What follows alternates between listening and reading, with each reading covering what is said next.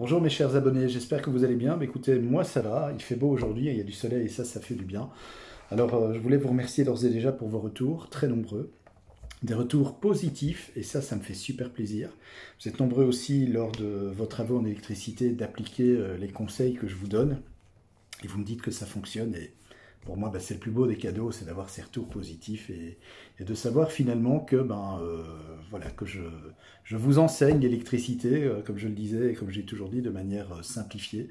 Le but ici n'est pas de faire de l'électricité, je vais dire, théorique et vraiment dans les formules, les transformations de formules, l'électricité pure et dure, non, non. C'est de faire vraiment de l'électricité qui puisse être assimilée et comprise par tout le monde. Et donc merci pour vos retours, merci aussi pour vos nombreuses questions. Il faut juste que je trouve le temps de vous répondre, mais je le ferai, c'est promis. Alors aujourd'hui, dans cette nouvelle vidéo, je vais vous parler des connecteurs électriques. Il y a différents types de connecteurs électriques, et parmi un des plus utilisés, c'est ce que j'ai ici dans la main. Voilà, ça s'appelle un Connex Wago. C'est un ancien modèle, hein. Il faut savoir que les nouveaux modèles sont encore plus plats et prennent moins de place. Et c'est justement un des intérêts de ces Connex, c'est que ça ne prend pas de place aussi dans les boîtes de dérivation, dans les blochets, derrière les interrupteurs, derrière les prises. Ça permet de faire des connexions sans être embêté, puisque ça prend vraiment pas beaucoup de place. Et ça a l'avantage aussi d'être rapide. Les Connex Wago sont des connecteurs rapides, vous faites vos connexions de manière rapide. Ce sont des connexions qui sont sécurisé, certes, hein, puisque sinon ça ne serait pas mis en vente sur le marché, mais malgré tout, je vais émettre une petite critique. Enfin, c'est même pas une critique, mais je vais vous parler d'une expérience que j'ai eue lors d'un dépannage que j'ai fait chez des personnes il y a quelques années. La personne avait fait son installation électrique et ce sont ces prises dans les boîtes de dérivation avaient fait les connexions avec ce type de connecteur. Et il y avait une panne. Donc il m'a appelé pour dire, voilà, Fabien, est-ce que tu veux bien venir voir? J'ai un souci, ok, j'y suis allé. Et déjà, bon, un des premiers symptômes qu'il avait, c'est d'avoir des arcs électriques dans la boîte, ça sentait le brûler, ça fumait, etc. Là, tout de suite, moi je me dis, ça y est, ça c'est échauffement par effet Joule, hein, donc la résistance multipliée par le courant au carré. Alors l'effet Joule, on le recherche évidemment dans les tacs de cuisson, bien sûr, tout ce qui doit chauffer, les résistances de votre chauffe-eau électrique, de vos ballons d'eau chaude, résistance de votre radiateur électrique, là l'effet Joule est recherché, mais l'effet Joule dans une installation électrique n'est pas recherché, bien au contraire, on l'évite parce que c'est à cause de cet effet Joule qu'il y a un risque d'incendie. Alors figurez-vous que quand j'ai démonté cette boîte de dérivation, j'ai retrouvé un Wago tel que celui-là, complètement fondu, mais alors là complètement fondu. Pourquoi? Eh bien la raison elle est assez simple. On était donc sur du câble rigide, hein, puisque le câble qu'on utilise dans les installations électriques ici en Belgique, et c'est le cas aussi chez vous en France, on utilise du câble rigide. Il faut savoir que la surface de contact du Connex Wago avec le conducteur électrique est très très mince. Donc ça veut dire que la résistance de contact n'est pas optimale et au passage du courant, il y a effectivement une certaine résistance qui va s'opposer à ce courant et qui va donc chauffer par l'effet Joule. Et c'est comme ça qu'on en arrive à avoir des incendies parce que tout simplement le contact n'est pas optimal et ça chauffe et ensuite le connecteur fond, le connecteur en fondant va faire fondre les fils qui eux-mêmes vont faire fondre le reste, etc. Donc c'est très très dangereux. C'est pour ça que j'ai mis un petit bémol. En fait, ces connecteurs-là, je les utilise en installation électrique, mais essentiellement sur de l'éclairage. Sur tout ce qui est connexion pour de l'éclairage, ça n'y a pas de souci, j'utilise, mais par contre, je n'utilise pas ce type de connecteur pour tout ce qui est prise de courant, ou tout ce qui est en tout cas circuit de puissance. Ça, je n'utilise pas. Je n'utiliserai jamais ce type de connecteur pour alimenter un four électrique, par exemple, ou une table de cuisson, des appareils qui consomment beaucoup de courant. Je n'utiliserai pas ça pour des raisons de sécurité. Par contre, ils sont très pratiques, c'est vrai, parce que là, je vais vous montrer, ici, j'ai un câble souple. Ce type de connecteur peut accepter soit les câbles souples, soit les câbles rigides. J'ai un autre type de connecteur ici, il est plus petit, hein. Vous voyez, mais c'est aussi un Wago. Il n'y a pas, vous voyez, ce petit levier, parce que ça n'accepte que les câbles rigides. C'est pour du 2,5 celui-là. Donc, on va dénuder le fil sur plus ou moins 1 cm, comme ceci. Alors, je sais ce que vous allez me dire, il y a des pinces à dénuder, mais moi, je suis habitué avec ma pince coupante, et voilà, c'est comme ça que je réalise mes travaux, et ça se passe très très bien. Donc voilà, c'est du multi-brin. La section du fil, c'est du 2,5. Et donc, comment ça fonctionne? Comment est-ce qu'on fait le raccordement avec ce type de connecteur? Eh bien, c'est très simple. Voilà, je vais changer de main pour que vous puissiez bien voir. On introduit tout simplement le fil, comme ceci, dans le Connex Wago. On le met bien au fond. Et une fois qu'il est au fond, eh bien, voilà, le raccordement est fait. Et c'est très solide, vous voyez, j'ai beau tirer, ça tient. Donc c'est vrai que c'est très solide, ça permet de faire des raccordements de manière très rapide, c'est pour ça que ça s'appelle des connecteurs rapides. Et puis ben, c'est aussi pratique dans le sens où ça ne prend pas de place dans les boîtes de dérivation, dans les blochets, effectivement, d'autant plus que ça c'est un ancien modèle. Il y a des nouveaux modèles qui sont encore plus plats et qui prennent encore moins de place. Donc c'est vrai que la plupart des électriciens, la plupart des sociétés d'électricité qui viennent faire les travaux chez vous, eh bien, utilisent ce type de connecteur parce qu'évidemment, on gagne du temps. Mais je vous dis, pour les circuits de puissance, je ne suis pas très très chaud. En fait, moi, ce que je préfère pour faire de bonnes connexions, c'est par exemple ceci. Alors, c'est communément ce que nous appelons en Belgique les sucres, puisque ici, bon, je l'ai coupé, mais sinon, il y en a deux. Ben, en fait, ça se vend même par réglette, de 10, de 12. Et donc, en fait, on appelle ça un sucre parce que ça avait la forme d'un morceau de sucre, tout simplement. C'est ce qu'on appelle aussi, pour le langage d'électricité plus courant, un raccord de lustre. Alors ça, j'adore ce raccord, mais attention, il y a aussi une manière de câbler la chose. Je vais vous montrer ça tout de suite. On va recouper notre fil comme ceci. Voilà. Je vais recouper l'autre extrémité aussi. Elle est déjà dénudée, donc je vais juste couper l'excédent de fil. Voilà. Alors, il y a plusieurs manières de la câbler. Alors, excusez-moi, j'arrive tout de suite, parce que j'ai oublié quelque chose d'important. Avoir un tournevis pour ce type de connecteur, c'est quand même mieux. On revient tout de suite, parce que évidemment, pour faire la connexion, c'est beaucoup plus pratique du coup. Voilà, on va prendre un tournevis. Voilà, voilà, excusez-moi. Alors, voilà, je prends mon tournevis. Alors, beaucoup le raccordent comme ceci. Donc, vous voyez, je vous montre encore le connecteur. Beaucoup le raccordent comme ceci, donc il rentre comme ceci ici.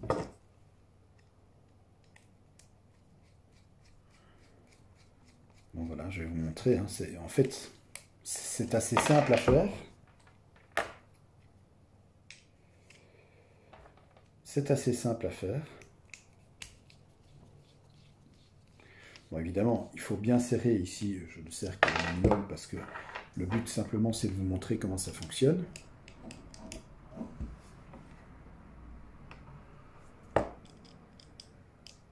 Voilà. Donc pour raccorder deux fils ensemble, eh bien, on fait ceci. Voilà ce que ça donne. Mais c'est une configuration que je n'aime pas. C'est une configuration que je n'aime pas. Il y a une autre manière, il y a deux manières plus sécurisantes de connecter ce type de connecteur. Je vais vous montrer ça. Soit vous entrez les fils du même côté. Donc pour ce faire, voilà, j'ai retiré. Comme quoi même, en ne serrant pas très fort, ça tient quand même. Voilà. Donc vous dénudez cette fois-ci le fil, je vais dire, sur 2 bons centimètres. Donc on va dénuder le fil sur 2 bons centimètres, comme ceci.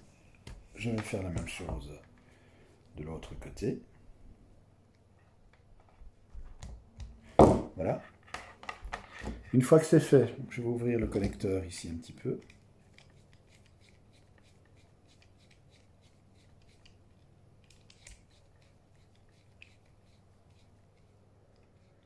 Voilà. Donc, on prend les fils, on les met ensemble comme ceci, et on va les torsader de cette manière-là, bien les torsader ensemble. Et une fois qu'ils sont torsadés, eh bien, on va les rentrer comme ceci. Et on n'a plus qu'à visser. Et bien serrer, bien sûr, les vis, parce que mieux c'est serré, plus c'est serré, pardon, et mieux c'est, bien sûr, pour la qualité de la connexion. Sinon, ben, bonjour l'effet Joule et l'échauffement, et c'est comme ça qu'on a des accidents qui peuvent amener à des drames. Donc voilà, le connecteur il est fait. Alors pourquoi je préfère cette configuration-là à la configuration précédente que je vous ai montrée? Vous voyez, c'est solide, ça tient. Alors bon, ici, on voit encore un tout petit peu le cuivre, mais l'idéal c'est d'arriver à ras évidemment, mais ça vous repoussez le cuivre éventuellement, bien proprement. Vous pouvez aussi mettre de la bande isolante et isoler, il n'y a pas de souci, ou encore une gaine thermorétractable, c'est encore mieux. Mais l'avantage, au moins voyez-vous avec cette connexion, c'est que la connexion tient sur 2 vis cette fois-ci, et non plus une seule. Vous vous souvenez, quand vous mettez le fil de part et d'autre, ben, ça tient avec une seule vis. Donc c'est un contact qui est de moins bonne qualité. Ici, ça tient mieux, meilleur contact puisque ça fait contact et c'est serré par 2 points, par ces 2 vis. Donc c'est mieux. Ça, c'est la première configuration, qui est pour moi la plus facile et celle que j'utilise le plus couramment. Décidément, mon tournevis a un petit souci, mais ça va aller. Voilà. Normalement, c'est aimanté et apparemment, le bout n'est plus trop aimanté. Ça cause un petit problème, mais ça va aller. La deuxième configuration pour faire le raccordement, c'est tout simplement cette fois-ci, eh bien, on rentre, je vais encore un petit peu desserrer,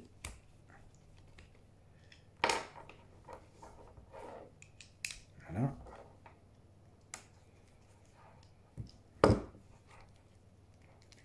Voilà, j'ai toujours mon fil ici. Donc je vous montre, j'ai rentré le connecteur ici comme ceci. Et effectivement, on va revenir un peu à la configuration qu'on avait eue en premier lieu, mais sauf que cette fois-ci, eh bien, ça va tenir sur les 2 vis. Voilà, donc on fait bien revenir les fils les uns sur les autres, de telle sorte à avoir ceci. Et ensuite, eh bien, voilà, je n'ai plus qu'à venir serrer.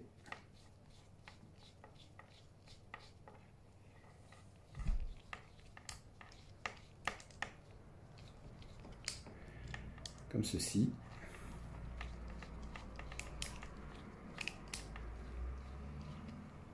Alors c'est important, hein, comme je le dis, de bien serrer, puisque une connexion qui est mal serrée, c'est une connexion qui peut poser problème au passage du courant par effet Joule, hein, puisque si le contact n'est pas de bonne qualité, eh bien on a un échauffement au passage du courant. Et voilà donc ce que ça donne. Vous voyez, de part et d'autre, voilà. Mon connecteur est branché. C'est une bonne connexion, puisqu'en plus de ça, elle est connectée sur les 2 points, sur les 2 vis. Hein, donc les fils sont mis ensemble. Donc voilà, c'est aussi une autre manière de faire. Donc c'est pour ça que j'aime ces connecteurs-là, parce que vraiment, ça assure un contact électrique optimal. Voilà, c'est très très important pour éviter les incendies, pour éviter les courts-circuits, pour éviter les problèmes. Alors, bien évidemment, il y a aussi, et ça je l'ai fait il y a de nombreuses années, c'était encore au début des années 1990, années 90, j'ai fait l'installation électrique dans une maison, et d'ailleurs c'est toujours la même installation, et ça fait maintenant depuis 1991, donc c'est vous dire, ça date. C'est une installation qui n'a jamais posé de problème, même si c'est vrai que les normes, normalement, ben, ils ne sont pas fort d'accord pour qu'on fasse des soudures. Alors pourquoi ? Parce que c'est vrai que faire une soudure électrique, ben, ça demande quand même, je vais dire, une certaine façon de faire. Voilà. C'est-à-dire que la soudure, lorsque vous l'appliquez, déjà votre fer à souder ou la source de chaleur doit être suffisante pour que la soudure puisse vraiment, je vais dire, s'écouler et puisse vraiment prendre sur le fil de cuivre pour assurer eh bien, une bonne soudure, justement. Une soudure, par exemple, qui va former une boule et qui va même pas coller sur le fil et que vous allez tirer dessus, qu'elle va, je vais dire, se détacher, ben, ça, c'est pas bon, évidemment. Donc, il est important de faire de bonnes soudures. La soudure doit vraiment couler, doit s'étaler le long du fil de cuivre par capillarité. Ça, c'est une bonne soudure. Et figurez-vous que dans cette maison, j'en viens à ça, eh bien, dans cette maison, il y avait des boîtes de dérivation dans un grenier, dans un comble très difficile d'accès. Et donc, j'avais des connexions. Qu'est-ce que j'ai fait? Eh bien, j'ai soudé mes fils. Donc, j'ai mis les fils ensemble, je les ai soudés. Avec de bonnes soudures, ben là, ça permet d'avoir un contact optimal. Là, avec une soudure, ben, c'est comme si il n'y avait plus de connexion, c'est comme si le fil était entier. Et depuis, ben, c'est une installation qui ne pose aucun problème. C'est sur un circuit de prise de courant. Et voilà, c'est ce que je fais encore à l'heure actuelle. Quand j'ai affaire à des endroits comme ça qui sont difficiles d'accès, eh bien, j'utilise des connexions soudées. Comme ça, on est sûr qu'on n'a pas de problème. Parce que J'ai encore eu le cas ici, et j'ai fait une installation chez une personne, je lui ai encastré sa boîte de dérivation. Alors beaucoup vont vous dire, n'encastrez surtout pas vos boîtes de dérivation, parce qu'après, s'il y a un souci électrique, vous devez recasser de nouveau pour avoir accès, pour enlever le couvercle, pour avoir accès aux connexions. C'est vrai, c'est pas faux.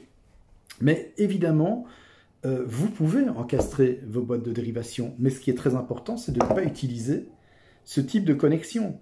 Et je vais même dire, même pas celle-là, même si elle est bonne, non, ça c'est à proscrire. Si vraiment vous êtes dans une boîte de dérivation encastrée, ou si encore vous avez des boîtes de dérivation à câbler et à installer dans des combles, dans un grenier par exemple, eh bien là, je vous conseille franchement de souder les fils. Au moins, vous êtes sûr qu'il n'y aura jamais aucun problème au niveau du contact électrique et que l'installation sera sécurisée à 100%. Ce qui est important, bien sûr, ça vous l'avez compris, quand vous faites de la soudure, ben, il faut évidemment bien isoler. Moi, je vais vous avouer que bon, les bandes isolantes me coûtent cher parce que je mets une bonne couche.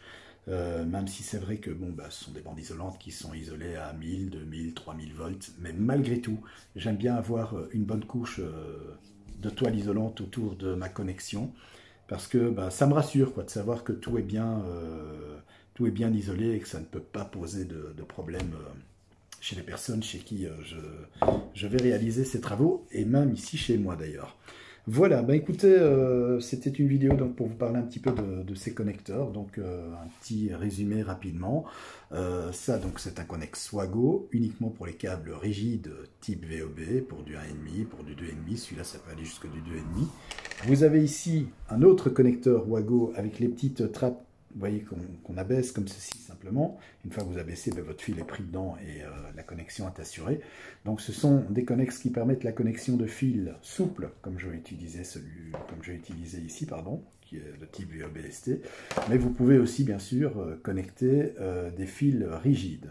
Mais comme je l'ai dit, attention quand même à proscrire pour les installations de prise de courant, pour les installations de puissance, parce que c'est vrai que le contact électrique de ces borniers-là ne sont pas fiables, puisque comme je vous le dis, j'ai déjà vu des connexes fondus, et quand on voit ça, ça fait peur, ça fait froid dans le dos, parce que malheureusement c'est ainsi qu'on peut avoir des incendies par le fameux effet Joule. Je vous rappelle la formule de l'effet Joule, c'est l'effet calorifique RI carré, la résistance multipliée par le courant au carré. Donc s'il y a 20 ampères qui circulent dans ce connecteur, ben, vous faites 20 x 20.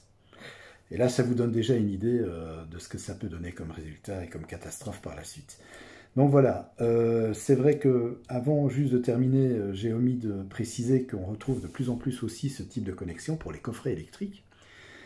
Bon, moi, je suis pas non plus partisan, même si c'est vrai que c'est une marque, une grande marque, hein, que j'adore d'ailleurs, c'est Schneider Electric, hein, qui fabrique ces disjoncteurs, etc. et qui permet, je vais dire, de câbler un coffret électrique en un temps record. On gagne un temps de fou, parce que pas besoin de commencer à visser, à serrer les peignes, les câbles, etc. dans les bornes des disjoncteurs. C'est aussi du système Wago, simplement. On rentre les fils, paf, ça se clipse, et hop, c'est parti. Mais là encore, j'émets une retenue par rapport à la qualité de la connexion. Moi, je dis rien de tel qu'une connexion bien vissée. Et puis, bon, c'est vrai que ce qui est très important aussi, j'en profite justement pour terminer avec cela, pour la plupart des personnes qui ont, je vais dire, coffret, je vais dire, traditionnel à la maison, comme moi, où les disjoncteurs sont des disjoncteurs à borne avec des vis, il est important, tous les ans, une fois par an, de redonner un petit coup sur les vis et de resserrer, parce que c'est vrai qu'avec le temps, les vibrations, les bornes se desserrent, et il faut tous les ans redonner un petit coup de tournevis. Voilà. Ça va vite, ça prend pas beaucoup de temps, on peut même le faire sous tension avec un tournevis isolé sans problème, et au moins, et ça permet d'éviter les problèmes. Donc voilà, merci d'avoir suivi cette vidéo, ça m'a fait vraiment plaisir de la réaliser pour vous montrer bien, les différents types de connecteurs, et pourquoi aussi je ne suis pas très chaud pour utiliser ce type de connecteur sur des circuits de puissance. Voilà, n'hésitez pas donc à liker la vidéo, à vous abonner si ce n'est déjà fait, et puis merci pour vos abonnements, merci pour vos retours, et je vous dis à très bientôt pour une nouvelle vidéo en électricité. Je vous souhaite une très très bonne semaine.